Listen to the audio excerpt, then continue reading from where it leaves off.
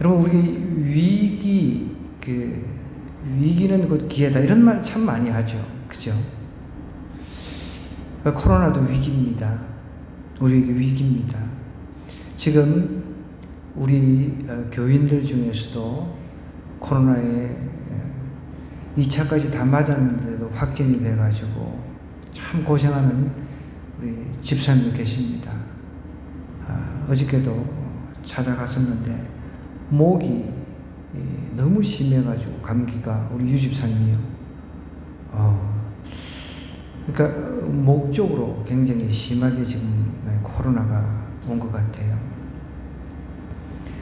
다 이렇게 우리 대한민국 절반이 지금 감염됐다 그러죠. 어떻게 보면 참 심각한 수준이고 또 위기일 수가 있습니다. 그런데 세상 사람들은 위기를 기회라고 이야기를 하면서 이제 위안을 얻기도 하지만, 우리에게는 위기가 곧 구원을 베푸신 하나님께 주신 기회임을 믿어야 돼요.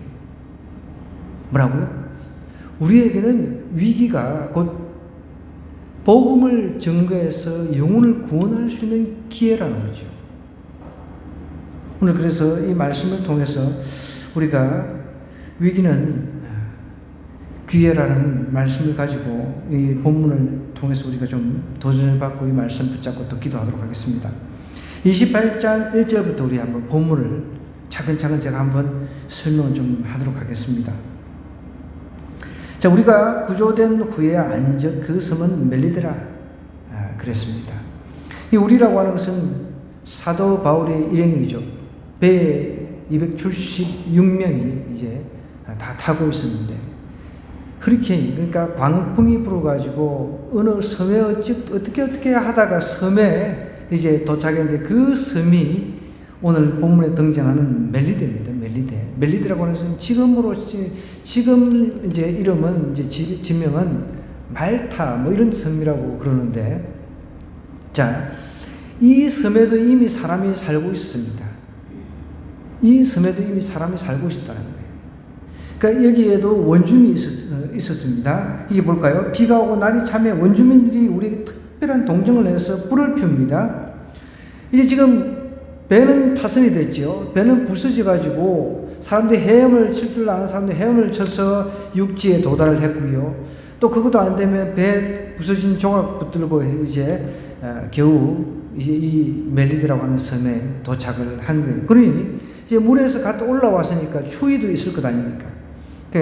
거기에 이제 추위가 있다 보니까 불을 피워서 이제 나름대로 이제 구조된 사람들을 갖다가 이 원주민들이 영접을 하는 내용입니다.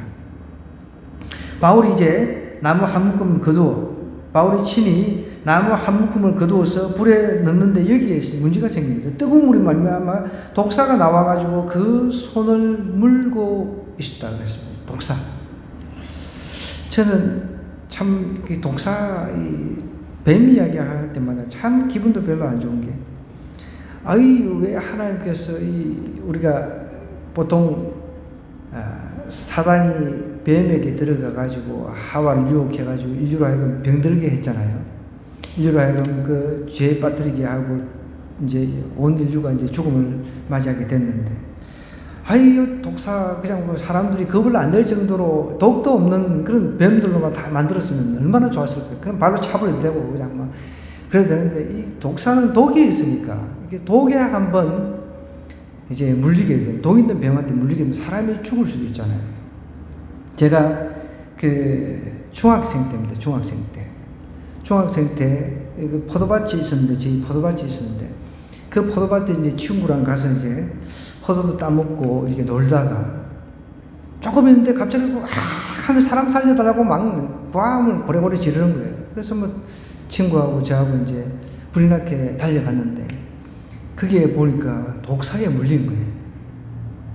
독사에 물려가지고 이미 독사는 어디로 간지 없고, 제가 이제 동네 사람들한테 듣기로 그렇게 들었어요. 독사한테 물렸을 때는 독사를 잡아가지고 그것을 갖다가 이게 양말 같은 것을 독사에다가 씹어, 이렇게 이제 덮어 씌워가지고 그거를 자글자글 씹어서 뭐 이렇게 그게 과학적인 방법인지 모르겠어요. 그것을 씹어가지고 먹으면 낫는다는 그런 회개망측한 독사를 잡기는커녕 지금 죽게 생겼는데 누가 지어낸 건지 모르지만 급한 김에 어떻게 살아야 되니까 독사를 잡아가지고 거기다 양말을 뒤집어 씌워가지고 이게 막 씹으라고. 그럼 씹으면 독이 나오니까 독이 들어가가지고 해독작용을 하는 이런 말도 안 되는 이야기를 들었어요. 참 그게 근거가 있는 겁니까? 전혀 근거가 없는 거죠. 참 별의별 희한한 그 민간요법들이 다 나와요. 또 한 가지 제가 한번 이야기를 해볼게요. 이게 민간요법인데, 저희 어렸을 때 이렇게 벌이라든지 이런 데 이렇게 벌레가 쌓이면은 이 시골에 있을 때는 이빨, 우리 이를 잘 안 닦아요. 그때만 해도 여러분 치약이 나오지 않았을 때거든요. 그러니까 양치를 한다라고 하는 것은 그냥 손가락으로 소금을 가지고 이렇게 하는 수준이었어요. 그러니 우리 그 이수 치아 수준이 뭐 말 다 했죠. 냄새가 얼마나 지독한지 몰라요. 그러니까 이제 이에 이제 그 치석부터 시작해서, 그래서 우리가 말하는 건 이똥이라고 해요. 이똥. 이에 이제 막 그 누런 게 끼잖아요. 그게 엄청나게 많이 끼어 있어요. 그러면 그 엄청나게 많이 끼어 있는 것을 긁어가지고 이렇게 바르면은 그 벌레한테 물린 자리가 낫는다는 거예요. 그것도 민간요법이죠. 우리가 다 그렇게 알고 있어요. 그리고 또 한 가지 더, 아까 독사 이야기 나왔는데, 독사.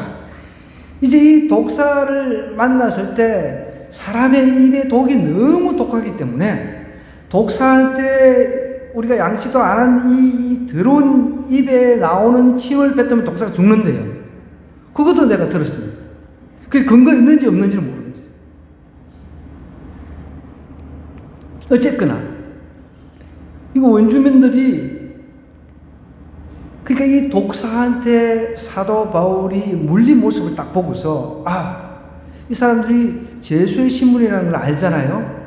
지금 배가 깨져가지고 난파해가지고 지금 구조가 됐는데, 독사한테 이제 물렸으니, 거기서는 그래서 간신히 이제 생명은 이제 건졌는데, 이 원주민들 입장에서 믿는 신들, 자기들이 믿는 신들이 있잖아요. 이제 나름대로 공의, 자기들이 믿는 공의의 어떤 신이 이제 이 사람을 변한다, 이런 생각을 했던 거죠. 여기 사진해 볼까요? 원주민들이 이 짐승이, 독사를 말합니다. 그 손에 매달려 있음을 보고 서로 말하되, 진실로 이 사람은 살인한 자로다. 바다에서는 구절을 받았으나 공의가 그를 살지 못하게 함이로다 하더니, 바울이 그 짐승을 불에 떨어버리면 조금도 상함이 없더라. 그래서 여러분, 독사한테 물리면은, 제가 아까 이제 물리는 이제 이야기를 좀 하겠습니다. 이 아이가 우리 후배였어요. 초등학교 후배가 물렸는데, 그러니까 초등학교, 중학교 후배죠. 그때만 해도 의사가 없었어요, 동네에. 동네에 의사가 어디 있습니까? 그나마 이제 우리가 군대 가서 군의병이라고 하는 사람이 동네에 한 사람이 살았어요. 제 친구, 우리 동창 아버지가 군의관 밑에 이제 뭐라고 합니까? 군의관 밑에서 따라다니면서 이제 그 보조하는 병이 있잖아요. 군의관은 이제 의사고, 그러니까 하여간 거기서 이제 어깨너머로 이제 배워가지고 이제 그냥 동네에서는 의사로 불렸어요. 그까지 가는 거리가 몇 킬로가 되거든요. 그래서 둘이서 둘러엎고 막 뛰기 시작한 거예요. 번갈아 가면서. 이게 무슨 사람을 살려야 되겠고. 그때만 해도 우리는 어떻게 해서든지 이 독사에 물린 사람을 살려야 되겠다. 둘이서 그 생각밖에 안 하고 달려간 거예요. 둘이서 엎고서. 갔더니 그나마 이제 다행히 어떻게 보면 이제 속된 말로 돌팔이 의사죠. 그래도 이 학생들이 얻고 와가지고 이렇게 빨리 살게 됐다고 하면서 이제 원래 이제 독사에 물리면은 원래는 그 위쪽에 물린 부위 위쪽에다가 묶어야 됩니다. 피가 통하지 않도록. 그리고 난 뒤에 이제 찢어가지고 독을 뽑아내야 되거든요. 그것도 독을 뽑아내야 되는데 입에 상처가 있는 사람은 안 돼요. 그 정도는 상식입니다, 상식. 근데 우리는 어떻게 할 수가 없으니까. 근데 그분이 어떻게 해가지고 살았어요, 어쨌든. 독사한테 물리면은 몸이 퉁퉁 부어가지고 독이 쫙 퍼져가지고 이제 심하면 죽게 됩니다. 시골에서는 소를 먹이러 가다가 이제 독사가 소에 물려가 이제 소를 물어가지고 소가 길길이 날뛰고 이런 일들도 종종 있거든요. 여기서도 사도 바울이 이 독이 아주 많은 이때 당시 멜리데 섬에 아주 강한 독성을 지닌 이 독사가 물었다고 보는 거죠. 그러니 이 원주님 입장에서 이 사람은 조금 있으면 죽는다. 여러분 이 독에 물린 동물들, 이 독사한테 물린 동물들 그 유튜브 찾아보시면 그 아주 참 굉장히 재밌는 현상들을 보는데 섬뜩합니다. 독이 그렇게 무서워요. 사자도 독사한테 물려가지고 그냥 온 몸이 그냥 파리해가지고 이렇게 죽어가는 그런 영상들도 돌거든요. 당연히 원주민 입장에서는 이 독사가 독이 있다는 걸, 독이 엄청나게 강하다는 걸 알잖아요. 그러니까 사도 바울이 반드시 죽을 것이다 라고 그렇게 생각했는데 의외로 죽지를 않았습니다. 바울이 오히려 그 짐승을 불에 떨어버립니다. 뱀 고기 이렇게 좋아하시는 사람들은 바로 구워서 먹을 수도 있겠죠. 그런데 전혀 상함이 없는 거예요. 붙든지 혹은 갑자기 쓰러져 죽을 줄로 생각했는데 오래 기다려도 그게 아무 이상이 없는 거예요. 어이구 이제 어떻게 해요? 사람들이 오히려 사도 바울을 신이라고 생각한 거죠. 또 그래가지고 이 섬에서 가장 높은 사람 보블리오라 하는 이가 그 근처에 토지가 있어가지고 바울 일행을 아마 이제 모든 사람을 다 초청하지는 않았을 겁니다. 특별한 그 일행들 몇 명만 영접을 했겠죠. 사흘이나 친절히 머물게 하면서 또 그때 보블리오, 그러니까 어떻게 보면 추장이라고 할 수 있습니다. 그 지역의 추장이라고 할 수 있는, 이 섬의 추장이라고 할 수 있는 이 사람의 아버지가 열병이 그때 들린 거예요. 열병. 열이 불불 나는 병입니다. 그 다음에 이질. 이 이질이라고 하는 것은 그 일종의 그 전염병입니다. 이질도 일종의 전염병인데 찾아보니까 창자에 문제가 생겨가지고 이렇게 설사를 자꾸 하고 그런 거 맞나요? 네, 맞다고 그래요. 창자에 그 문제가 생겨가지고 설사를 자꾸 하고 그런 병에 걸린 거예요. 이때 당시에 이 섬에서 이런 질병들을 치료할 수 있는 능력이 없잖아요. 이후에 이제 그 멜리드라고 하는 섬 여기서 발생한 이런 그 질병들을 치료하는 백신이 이제 나왔다고 그래요. 이질에 걸려가지고 누워 있었습니다. 바울이 들어가서 기도하고 그에게 안수를 했는데 나아버린 거예요. 여러분, 하나님 입장에서는 사도 바울을 로마까지 보호해서 보내가지고 하나님의 복음을 증거하기를 원하셨죠. 그 목적을 달성하기 전까지는 절대 죽지 않는 거죠. 여러분, 우리도 마찬가지예요. 우리를 하나님께서 살려주신, 여지껏 살려주신 이유는 복음을 전하기 위해서입니다. 우리가 쓰임을 받아야 돼요. 지금처럼 복음 전하기 좋은 때가 어디 있습니까? 사람 만나기는 쉽지는 않습니다. 그래서 지금처럼 복음 전하기 좋은 때가 없다는 거예요. 여기 지난 목요일도 집사람하고 둘이서 여기 길거리에서 자판을 깔고 이제 복음을 전하는데 아이들 붙잡고 이제 다 제가 복음을 전합니다. 예수님이 옛자도 모르는 사람이 많아요. 교회 한 번도 가보지 않은 사람, 교회를 안 가봤으니 뭐 예수님에 대해서 자세히 누구한테 배웠을 리는 없잖아요. 여러분, 우리가 복음을 듣고 예수님 믿는다라고 하는 것은 얼마나 큰 복인 줄 몰라요. 그걸 아셔야 돼요. 우리는 오늘 당장 질병이 나를 음습해서 내가 죽는 날이 있다 하더라도 나에게 소망이라고 하는 게 있잖아요. 저 천국, 우리 주님이 기다리고 계신 저 천국을 갈 수 있다는 소망이라고 하는 게 있습니다. 그런데 그 소망조차 없는 사람들은 막연한 불안과 두려움만을 가지고 살아간다는 거예요. 그러니 사도 바울 입장에서는 죽음이 전혀 두렵지가 않죠. 당연히 여러분 뱀한테 물렸어요. 지금 손에 물렸어요. 여러분 같으면 으악 하고 막 난리를 치잖아요. 그렇잖아요. 우리 자매들 같은 경우는 바퀴벌레만 나타나도 그냥 막 난리를 치고, 혼자 있을 때는 막 신발을 두드려가지고 잡는데 남편이나 남자가 있으면 아주 약한 척 하잖아요. 고함도 지르고.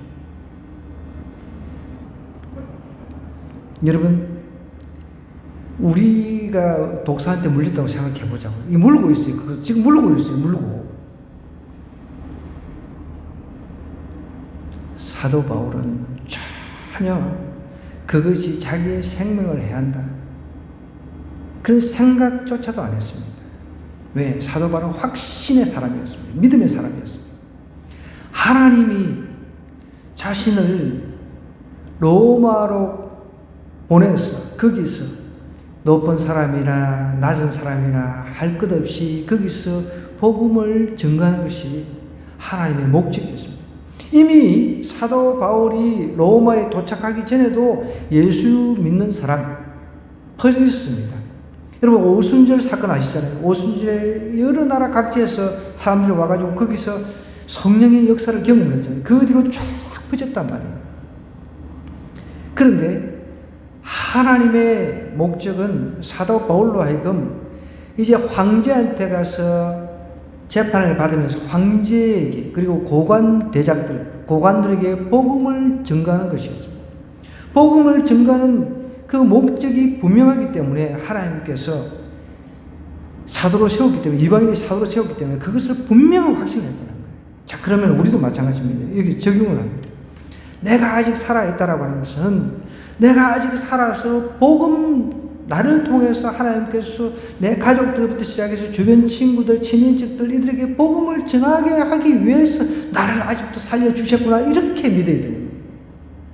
그리고 우리 몇 년 지났습니다. 이 코로나가 학생들도 죽어나간 거 우리가 봤잖아요. 죽음이 어른 가립니까? 절대 그렇지 않습니다. 우리는 하나님께서 주신 목적대로 살아가야 된다는 것입니다. 그래서 우리에게는 이 위기라고 하는 것은 기회인데, 어떤 기회냐?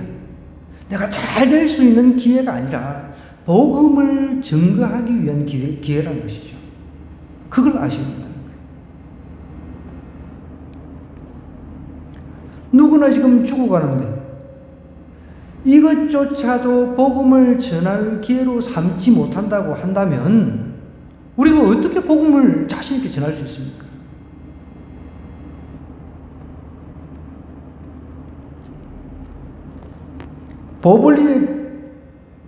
보볼리오의 부친이 열병과 이절에 걸려 누워 있는데 사도 바울이 이제 뱀에 물려가지고 나아가지고, 물론 신이라는 그런 소리를 들었지만 나는 신이다라고 당당하게 이야기하진 않았잖아요. 사도 바울이 그런 사람이었다면 하나님께 쓰지도 않았겠죠. 그런데 이제 기도를 하고 안수를 딱 하니까 열병과 이절이 떠나버린 거예요. 하나님께서는 그 섬 사람들한테도 하나님께서 이런 기적과 이적을 통해서 복음이 전해지길 원했다는 거예요.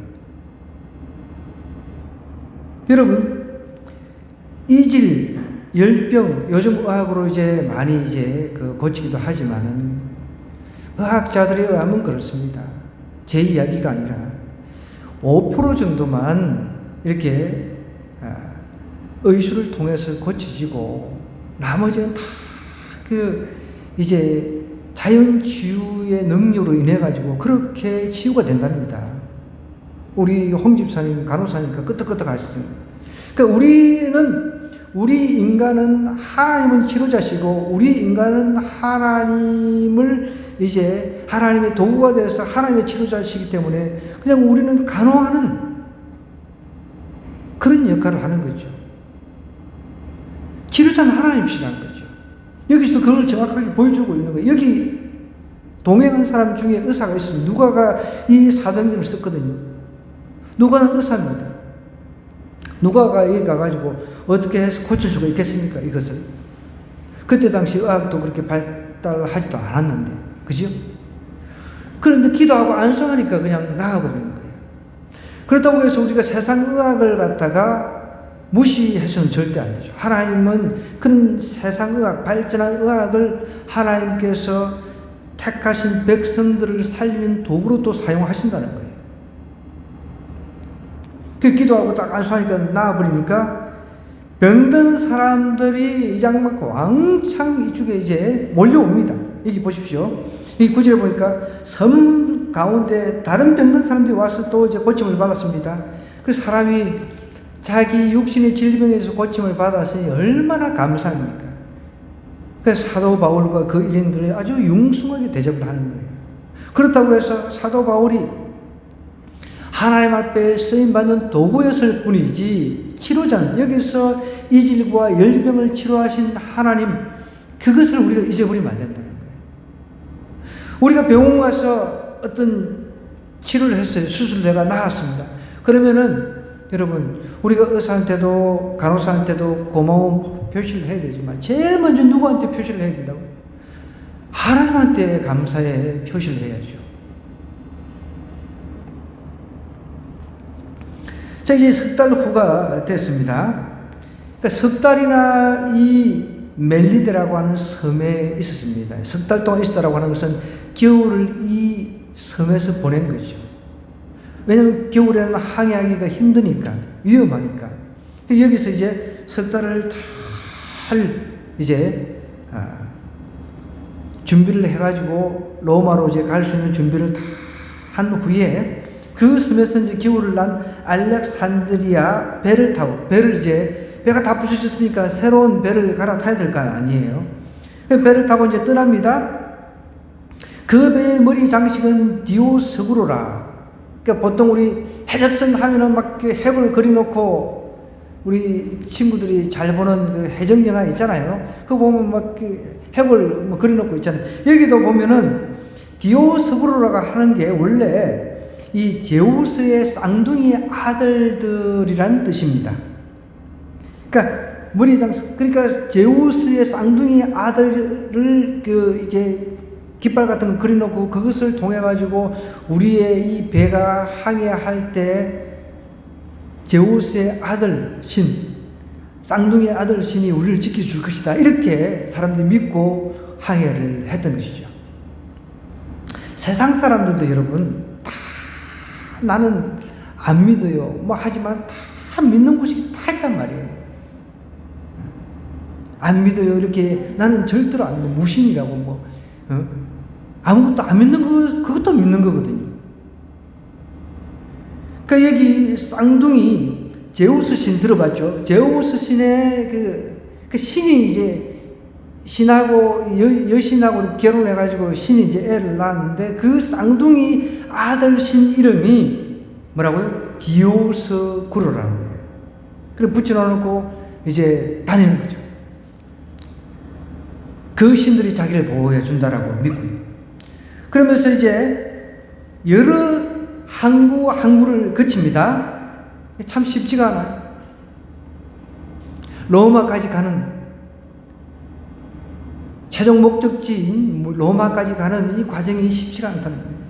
수라구사라고 하는 곳, 이 항구에 또 도착을 합니다. 거기 또 사흘을 있습니다. 또 거기서 둘러가서 레기온이라고 하는 항구 또 이르러서 하루를 또 지냅니다. 이제 그때는 유일하게 그 바람이라든지 바람하고 지금은 이제 그 엔진을 돌려가지고 배가 항해를 하잖아요. 그죠?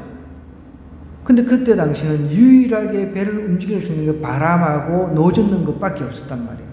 그러니까 그 바람이 가려고 하는 그 방향으로 이렇게 불어줘야 가니까 그때를 이제 기다린 거죠. 이제 남풍이 일어납니다. 이튿날 또 보디올에 이릅니다. 여러 항구를 거쳐가지고 여러분, 하나님의 뜻 가운데서 복음을 전한다라고 하는 것은 굉장히 어려운 일입니다. 왜 어려운 일입니까? 제가 늘 강조하듯이 한 영혼이 천하보다 귀하기 때문에 사단은요 어떻게 했든지 우리로 하여금 복음이라고 하는 것을 전하지 못하게 막습니다. 구원받지 못하도록. 그러니까 지금 보십시오. 어떻게 보면 사단의 하수인격인 이 뱀이 물었잖아요. 꽉 물었잖아요. 독을 가지고 사도 바울을. 근데 실패했잖아요. 사단의 계략은 실패하게 되어 있다는 거예요. 우리가 그것을 믿으면 복음 증거하는 거 그거 내 영역이 아니라고 생각해야 돼요. 저도 이 진접 오남 지역을 이렇게 쭉 다녀보면서 참 집사람하고 저하고 참 전도 많이 했다. 그런 생각을 좀 했어요. 이렇게 집집마다 이렇게 다니보면 거의 안 다니는 데가 없을 정도로 막 정말 막 둘이서 열심히 다니는데, 그런데 그렇게 전도를 많이 했지만 열매는 너무 없어요. 열매는. 근데 그 열매를 생각하면 막 참 어떤 측면에서는 막 힘이 쭉 빠지고 막 그래요. 근데 그 열매를 우리가 자꾸만 따먹으려고 하면은 안 된다는 거예요. 그걸 내려놔야 된다. 어떤 때 저는 막 참 그게 내려놓기 쉽지가 않아요. 그러다 보니까 좀 효율적인 방법을 찾으려고 생각하고 막 그러는데, 그렇다고 하나님께서 사도 바울에게 주신 이런 병 고치는 능력, 이런 것들 이런 것들이 저한테 하나님께서 선물로 은사를 주셨다면은 뭐 사람들 몰려오겠죠. 코로나 바이러스 환자들 내가 다 치료할 수 있다고 한다면 뭐 전 세계에서 아마 비행기 타고 넘어오겠죠. 그런 것들을 내가 하나님께 안 받았으니까 내가 그런 것을 요구할 수도 없는 거죠. 사도 바울은 정말 예수님께서 마가복음 16장 18절에 말씀하신 것처럼 뱀을 잡으면 무슨 독을 마실지라도 해를 받지 아니하며 병든 사람에게 손을 얹은 나으리라. 이걸 그대로 믿고 실천을 했던 사람입니다. 하나님께서 또 그런 역사를 사도 바울을 통해서 일으키셨습니다. 손을 얹으니까 나아버립니다. 뱀 물어도 뱀이 그냥 어떻게 할 수가 없는 거죠.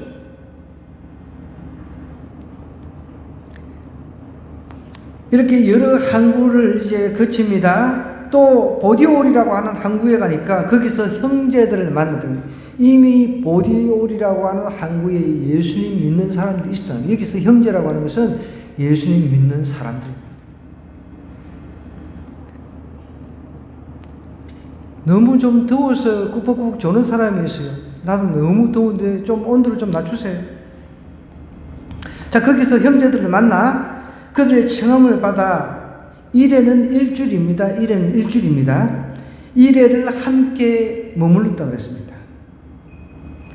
그래서 우리는 이와 같이 로마로 갔다 그랬고요. 15절 마지막, 그곳 형제들이 우리 소식을 듣고 아비오 광장과 트레이스 타베르네까지 맞으러 오니 바울이 그들을 보고 하나님께 감사하고 담대한 마음을 얻었다 그랬습니다.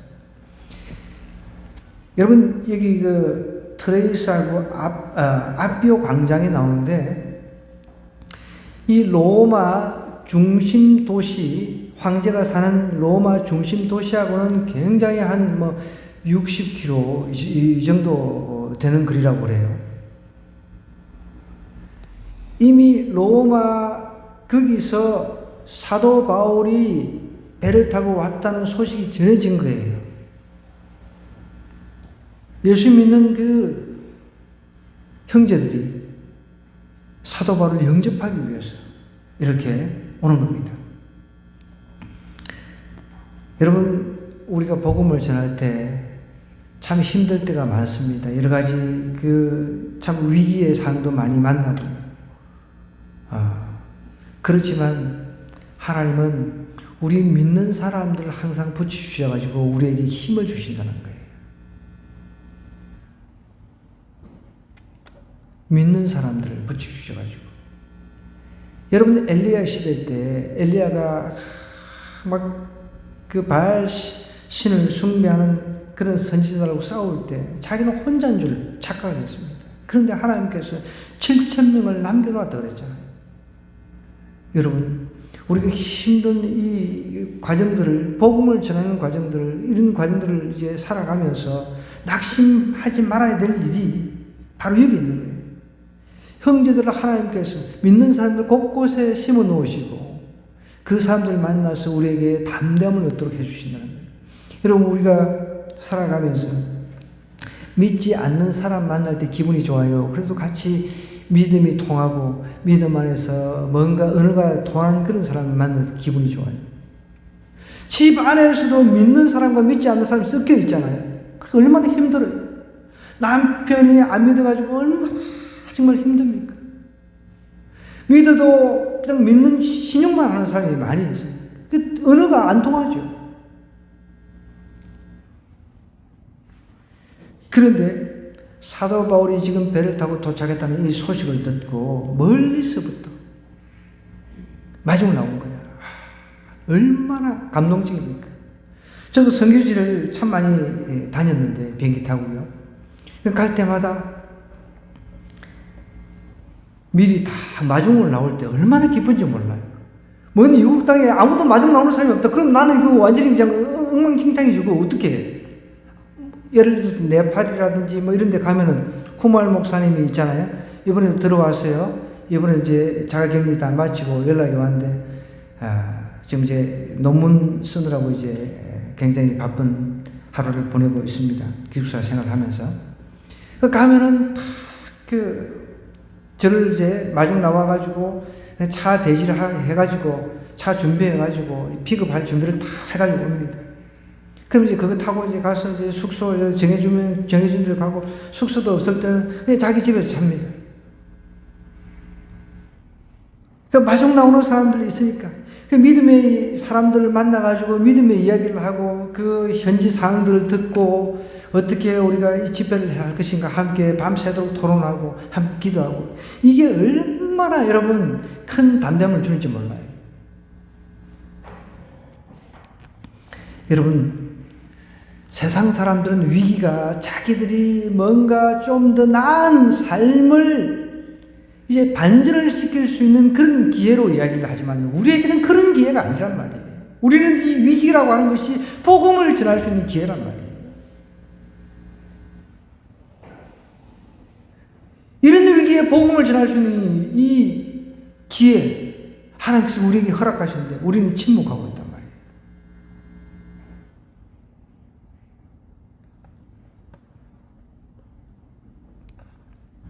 하나님은 우리에게 복음의 선한 싸움을 싸우기를 원하십니다.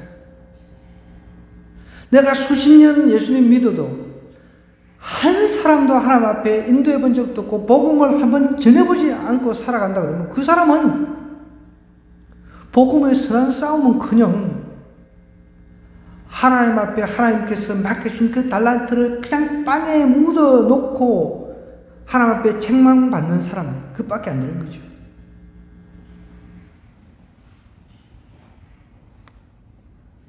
자기 혼자만 구원받고 다른 사람은 구원이고 뭐 8원이고 7원이고 뭐 받든 말든 아무 상관도 안 한다.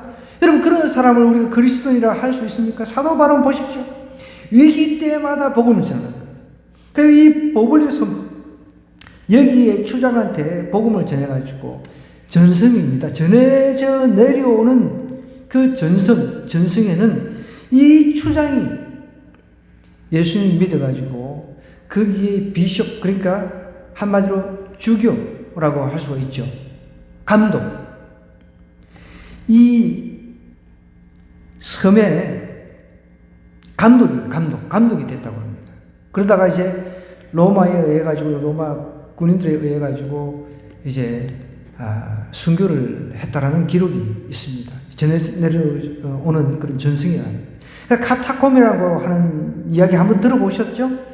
카타콤이라고 하는 그 동굴. 사람들이 로마 그 군인들이 로마 정부가 예수 믿는 사람들을 핍박하고 너무 힘들게 하니까 동굴 같은 데서 그 땅을 파고 들어가가지고 거기서 그 예배 드리고 거기서 양육하고 세례받고 거기서 생활을 다 했던 거죠.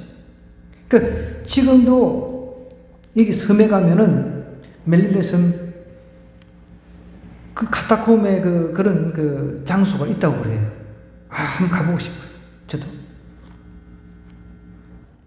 빨리 코로나가 끝나면 멜리되고 뭐 하여간 막 사도 바울이 여행했던 그런 코스가 있거든요. 그 성지순례가 이제 우리가 꼭 이스라엘만 있는 것이 아니라 요르단부터 해가지고 모세가 이렇게 쭉 이제 그 출애굽했던 그런 것도 순례 코스도 있고, 그 다음에 이렇게 사도 바울이 이렇게 선교 다니면서 했던 이런 코스들도 있으니까, 터키를 거쳐가지고 이렇게 참 한번 다니고 싶어요. 저도 막 꿈이 있어요. 사도 바울을 연구를 하면서, 사도행전을 연구를 하면서, 나도 빨리 저 러시아 저놈들 빨리 망해버리고, 저 중국도 망해버리고, 이 지금 설교 듣는 중국인들 죄송합니다만 제가 말은 똑바로 해야죠. 중국도 망해버려야 돼. 왜요? 그 이유는 공산당은 하나님을 반대하잖아요. 하나님을 적대합니다. 그 세력들은 다 망해버려야 돼요. 저 전쟁을 치러가지고 수많은 사람들 죽이는 저 푸틴, 저 인간 죽여야 돼요. 저 인간 하나님께서 어떻게 하시는지 세상이 심판 안 하도 하나님께서 반드시 심판하십니다. 자기도 하나님 믿는다고 하면서 형제가 형제를 위해서 죽는 것을, 그 성경을 거기다 갖다 대고 있어요. 군인들을 위로한답시고 형제가 형제를 위해서 죽는 것보다 더 말을 해도 어떻게 성경을 갖다가 사람 죽이는 것, 그것을 합리화를 시키는 거죠. 그게. 어쨌든 제가 꿈꾸고 상상하는 것은 저 북한도 망해야 되잖아요. 그죠? 오늘도 뭘 쏴가지고 난리를 치더만. 자, 그러면은 여러분, 저 세 나라만 망하면은 우리가 육로 통일돼가지고 다 그냥 KTX 타고 이렇게 쭉 이렇게 유럽을 거쳐가지고 저 이스라엘 성지순례 갈 수 있어요. 저는 막 그것만 생각하면 흥분이 됩니다. 비용은 어떻게 하냐고요? 모르겠어요. 그건 또 그때 돼서 이제 생각하는 거예요. 생각만 해보면 기분이 너무 좋습니다. 여러분, 이 땅이라고 하는 것은 우리가 그냥 단순히 머무는 자리에 불과한 거예요. 그죠? 사도 바울은 그것을 정확하게 알았습니다. 영원한 처수가라는 걸 알았기 때문에 가는 곳곳마다 사도 바울의 관심은 위기의 때 하나님께서도 역사를 하셨지만 위기 때마다 그의 마음은 오직 그리스도 예수. 우리 오늘 찬양을 했지만 예수밖에 없었어요.